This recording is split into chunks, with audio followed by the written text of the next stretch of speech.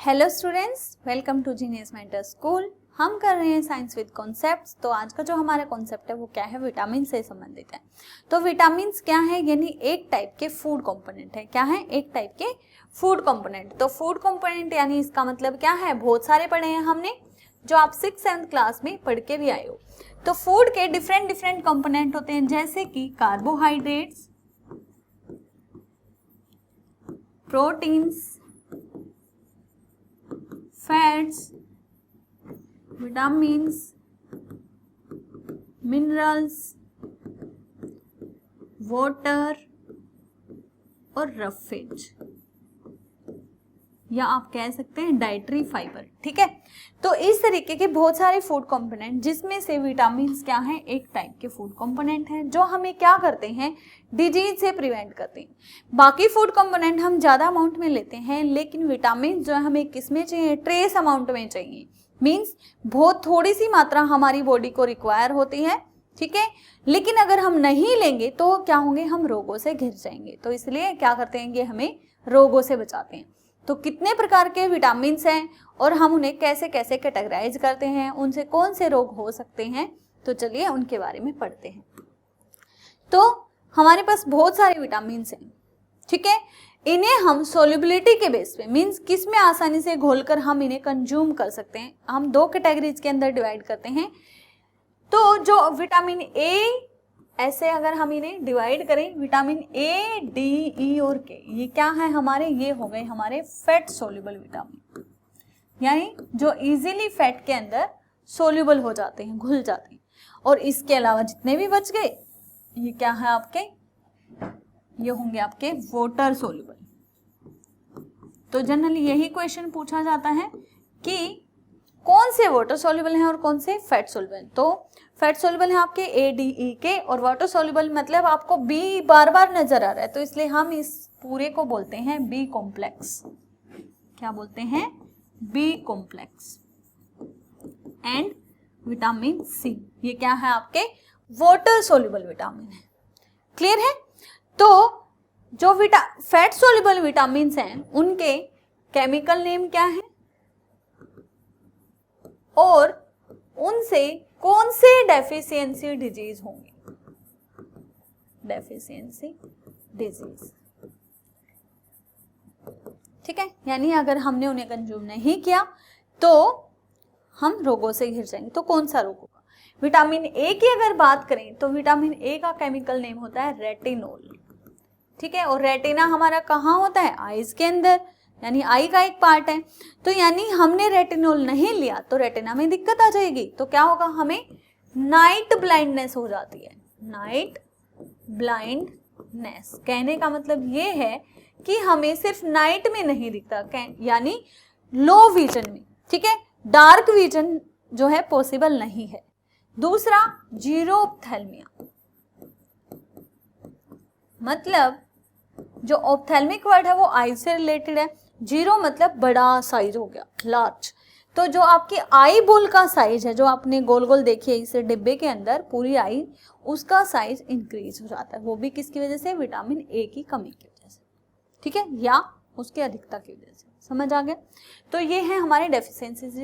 Then हम बात करते हैं विटामिन डी की। विटामिन डी का नाम होता है कोलीकैल्सीफेरोल, या आप कैल्सीफेरोल भी बोल सकते हो। ठीक है, जो विटामिन डी है, कैल्सीफेरोल या कोलीकैल्सीफेरोल, वो कैल्शियम को रिजेंबल करता है। कैल्शियम किससे संबंधित, हमारा हड्डियों से, बोन से।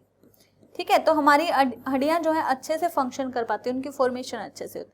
तो अगर नहीं हुआ तो हड्डियां क्या हो जाएंगी, कमजोर, और कमजोर हो गई तो क्या होगा, उनमें रिकेट्स और ओस्टियोमलेशिया हो जाता है।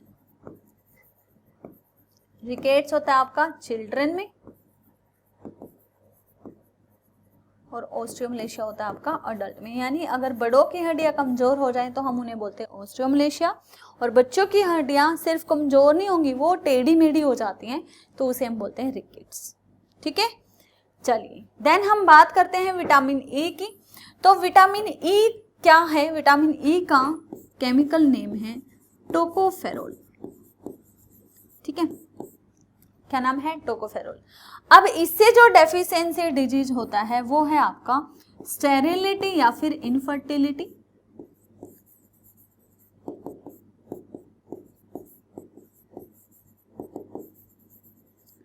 और बॉल्डनेस। मतलब देखो, गंजापन हो जाए तो भी लोग आपको टोकते हैं, ठीक है। और स्टेरिलिटी या इनफर्टिलिटी होता है बांझपन। स्टेरिलिटी जो है पुरुष में होता है जब क्या होंगे, उसके स्पर्म जो है अच्छे से फंक्शन नहीं कर पाए, और इनफर्टिलिटी होता है औरतों में, यानी इनफर्टाइल है, वो बच्चे पैदा करने लायक नहीं है, तो उसे क्या बोला जाता है, बांझ। तो उसमें भी क्या करते हैं लोग, टोका टोकी करते हैं, यानी ताक झाक करते हैं। तो इसलिए टोकोफेरोल कब होगा, विटामिन ई, ठीक है। बात करें विटामिन के की, तो विटामिन के का जो नाम है वो होगा फाइलोक्विनोन। क्या नाम है, फाइलोक्विनोन। और इससे जो डेफिशिएंसी डिजीज होता है वो होगा लैक ऑफ ब्लड क्लोटिंग या ब्लड कोगुलेशन। मतलब जो आपका खून जनरली क्या है, अगर आपको चोट लगे तो जमना चाहिए, लेकिन विटामिन के की अगर डेफिशिएंसी है तो आपका खून फिर जल्दी से नहीं जमता। क्लियर है। सो ये है फैट सोल्यूबल विटामिन्स। अब बात करते हैं वाटर सोल्यूबल विटामिन्स की और इनके सोर्सेज की। तो फैट सोल्यूबल विटामिन्स के जो सोर्सेज हैं, नेचुरल सोर्सेज, तो ए जो है उसका बेस्ट सोर्स माना जाता है कैरेट को, ठीक है। विटामिन डी का जो बेस्ट सोर्स है वो होगा सन रेज या सनलाइट कह सकते हो आप। उसके अलावा ये भी सोर्स है, ठीक है, या फिर व्हीट जाम ऑयल। देन विटामिन ई जो है बहुत सारी फ्रूट्स और वेजिटेबल में मिलता है, उसके साथ साथ ऑयल और घी भी इसके बेस्ट सोर्स हैं, ठीक है, या फिर आप ग्राउंडनट कह सकते हो जो मूंगफली है। Vitamin K egg yolk, liver, leafy green vegetable, squash, ठीक है, स्पिनच, ये सभी। तो जो लीवर है वो इसका अच्छा सोर्स होता है, और साथ में वाटरमेलन भी विटामिन के का बेस्ट सोर्स, ठीक है। देन जो वाटर सॉल्युबल विटामिन हैं वो कौन से हैं आपके, B1, B2, B3, B5, B6, B7, B9 और B12, ठीक है। तो B1 का जो केमिकल नेम है वो क्या है, B1 उसका केमिकल नेम है आपका थायमीन, और इससे होने वाला जो डिजीज है वो क्या होगा, बेरी, ठीक है। मतलब जो आपकी स्किन है वो लिप्स पे या आईज पे ऐसे कट लगने शुरू हो जाते हैं। B2 है, B2 का नाम है राइबोफ्लेविन, इसमें भी आपको स्किन से संबंधित रोग हो जाते हैं, डर्मेटाइटिस, ठीक है। B3 की अगर हम बात करें तो नियासिन, जिसकी वजह से पेलाग्रा डिजीज हो जाता है। आपको डिजीज की बहुत ज्यादा डिटेल पढ़ने की जरूरत नहीं है, अभी हायर क्लासेस में पढ़ेंगे। B5 है पेंटोथेनिक एसिड,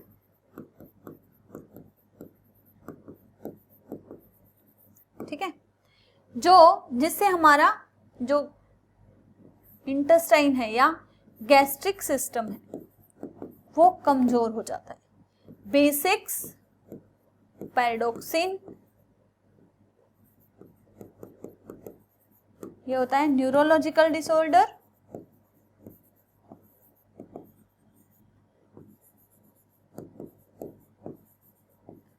एंड एनीमिया, ठीक है।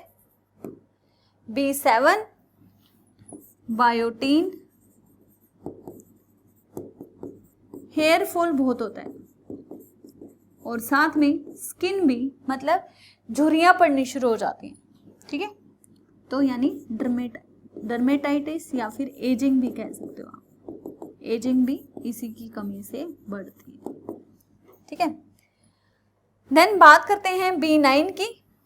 जो B9 है उसका केमिकल नेम है आपका फोलिक एसिड या फोलेट कह सकते हो, फोलिक एसिड। इसकी कमी से भी क्या होता है, एनीमिया। और B12 का जो केमिकल नेम है वो है साइनोकोबालामीन, ठीक है। और इसकी कमी से भी क्या होता है, एनीमिया। अब एनीमिया जो है अब कई सारों से होता है B कॉम्प्लेक्स में, इसलिए B कॉम्प्लेक्स पूरे की एक ही टैबलेट आती है।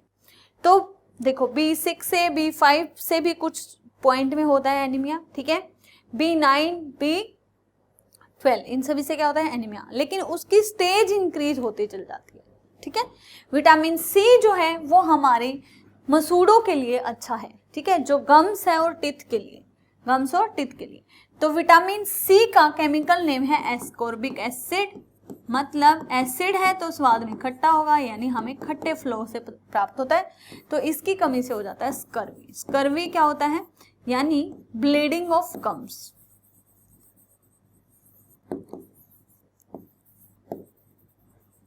एंड टीथ, आपके दांत से या मसूड़ों से जब खून आना शुरू हो जाता है तो मतलब आपके अंदर विटामिन सी की कमी है। क्लियर। सो इनके बेस्ट सोर्सेज मतलब ज्यादातर जितने भी ग्रीन लीफी वेजिटेबल्स हैं, मिल्क है, वो क्या है, बेस्ट सोर्स है विटामिन बी कॉम्प्लेक्स के, ठीक है। और सी जो है सिट्रस फ्रूट्स में पाया जाता है, किसमें, सिट्रस फ्रूट्स।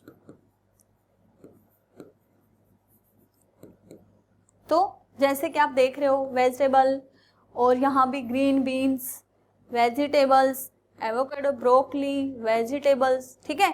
तो ज्यादातर जो बी है वो हमारा किस में होता है, ग्रीन लीफी वेजिटेबल में। अगर हम बात करें B9 की, B9 जो है हमारा सीरियल्स एंड पल्सेस में पाया जाता है, जैसे राजमा वगैरह हो गई, ठीक है, उनमें फोलिक एसिड काफी अच्छा होता है।